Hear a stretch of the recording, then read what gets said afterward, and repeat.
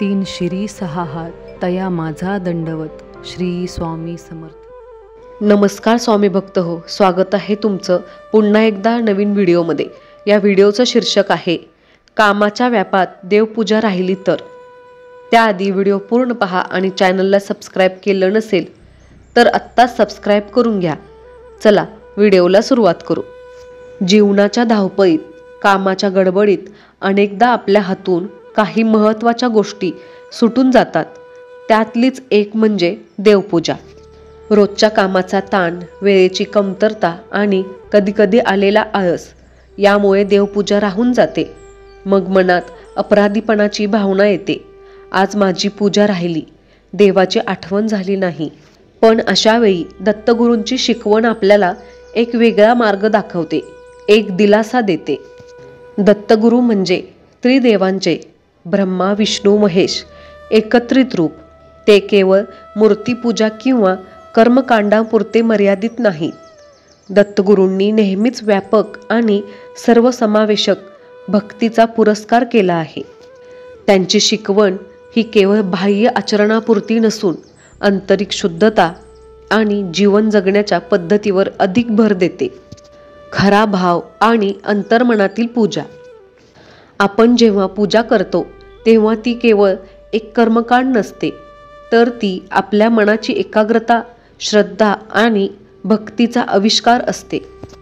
पण जर ही पूजा कामाच्या गडबडीत किंवा इतर अडचणींमुळे शक्य झाली नाही, तर याचा अर्थ असा नाही की आपली भक्ती कमी झाली किंवा देवाला आपण विसरलो.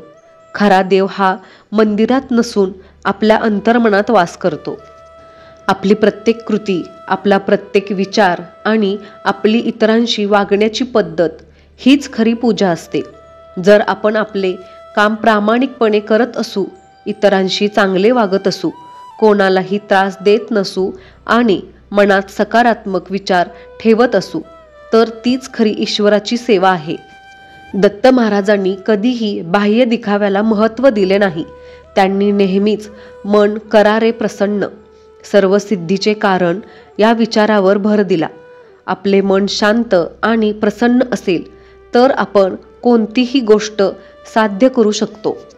कामाच्या गडबडीत जरी पूजा राहिली असली तरी जर आपण आपले मन शुद्ध असेल, आपण आपले कर्तव्य प्रामाणिकपणे पार पाडत असू, तर देवाला त्याची जाणीव असतेच.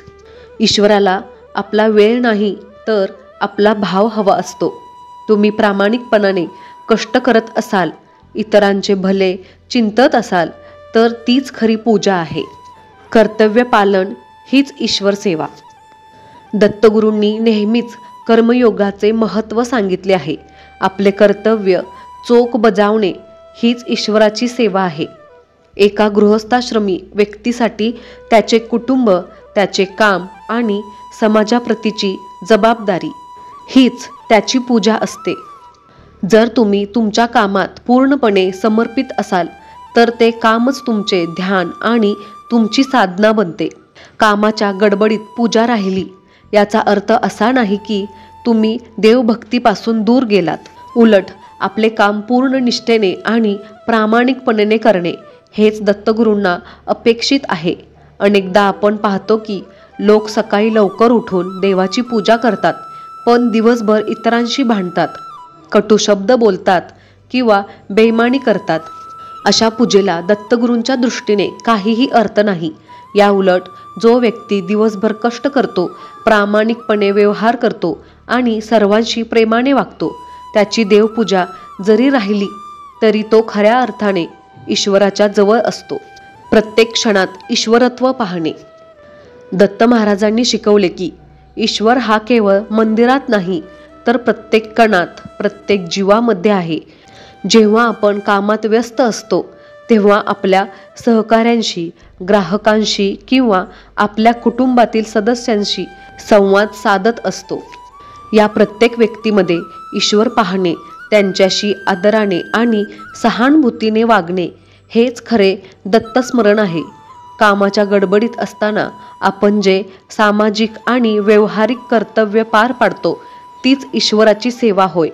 एका शिष्याने दत्तगुरूस विचारले, महाराज, मी दिवसभर काम करतो मला पूजेला वेळ मिळत नाही, मी काय करू?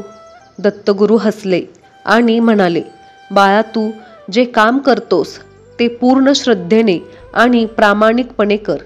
तुझ्या कामातून कोणालाही त्रास होणार नाही याची काळजी घे. भुकेलेला घास दे, गरजूला मदत कर. हीच तुझी खरी पूजा आहे. मी तुझ्या कामातच आहे. अपराधी भावना बाजूला सारा आणि सकारात्मक रहा. कामाच्या गडबडीत पूजा राहिली म्हणून मनात अपराधी भावना बाळगणे योग्य नाही. ही अपराधी भावना आपल्याला नकारात्मकतेकडे घेऊन जाते. दत्तगुरूंनी नेहमीच सकारात्मक विचार आणि आनंदात राहण्याचे महत्त्व सांगितले आहे. जर तुम्ही कामात व्यस्त असाल तर ते तुमचे कर्तव्य आहे. कर्तव्य पार पाडणे हाच सर्वोच्च धर्म आहे. त्यामुळे जर एखाद्या दिवशी पूजा राहिलीच तर मनात वाईट वाटून घेऊ नका. त्याऐवजी आज माझी पूजा राहून गेली, पण मी माझे काम प्रामाणिकपणे केले. उद्या मी नक्कीच पूजेला वेळ देईन, असा सकारात्मक विचार करा. कधीकधी आपण कामात इतके गढून जातो की आपल्याला वेळेचे भान राहत नाही. अशा वेळी देव नक्कीच समजून घेतो, कारण त्याला तुमचा प्रामाणिकपणा आणि समर्पण माहीत असते. नामस्मरणाचे महत्त्व. जरी तुम्हाला पूर्ण पूजा करणे शक्य नसेल तरी तुम्ही दत्तगुरूंच्या नामस्मरणाचा आधार घेऊ शकता. कामाच्या गडबडीत मनातल्या मनात दिगंबरा दिगंबरा श्रीपाद वल्लभ दिगंबरा किंवा श्री गुरुदेव दत्त या मंत्राचा जप करू शकता. नामस्मरण हे कोणत्याही वेळी कोणत्याही परिस्थितीत करता येते. यासाठी विशेष वेळेची किंवा जागेची गरज नसते. नामस्मरणामुळे मन शांत होते, एकाग्रता वाढते आणि ईश्वराशी आपले नाते अधिक दृढ होते. नामस्मरण हे सर्वात सोपे आणि प्रभावी भक्तीचे साधन आहे. क्षमा याचना आणि भविष्यातील संकल्प. जर तुम्हाला खरोखरच पूजा न केल्याबद्दल वाईट वाटत असेल तर तुम्ही मनातून देवाची क्षमा मागू शकता. देवा, आज कामाच्या गडबडीत मला तुझी पूजा करता आली नाही. मला क्षमा कर, पण माझ्या मनात तुझ्याबद्दलची श्रद्धा कायम आहे असे म्हणा. आणि भविष्यात वेळ मिळेल तेव्हा अवश्य पूजा करण्याचा संकल्प करा. पण या क्षमा याचनेत कोणताही अपराधीपणा नसावा, केवळ एक प्रामाणिक कबुली असावी. सारांश. कामाच्या गडबडीत पूजा विसरली गेली तर दत्तगुरूंच्या शिकवणीनुसार त्याबद्दल फारसे वाईट वाटून घेऊ नये. कारण दत्तगुरूंनी नेहमीच आंतरिक भक्ती, शुद्ध आचरण, कर्तव्यनिष्ठा आणि परोपकाराला महत्त्व दिले आहे.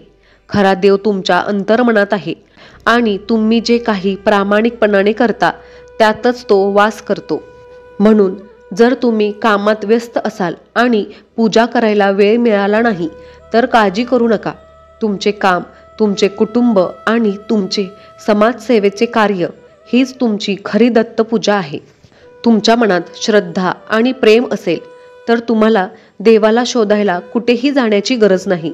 तो तुमच्या सोबतच आहे. जीवनातील प्रत्येक क्षणाला ईश्वराचे रूप मानून जगणे हेच दत्तगुरूंना अपेक्षित आहे.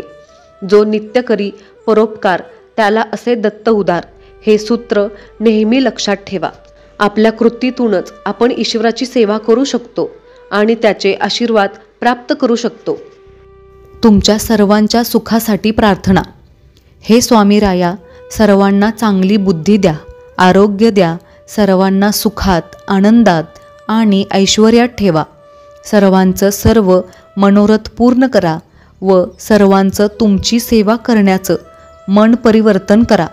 सर्वांचं भलं करा, कल्याण करा, रक्षण करा आणि तुमचं गोड नाम मुखात अखंड राहू द्या. श्री स्वामी समर्थ. व्हिडिओ आवडल्यास लाईक, शेअर, सबस्क्राईब करा. कमेंट करायला विसरू नका. धन्यवाद.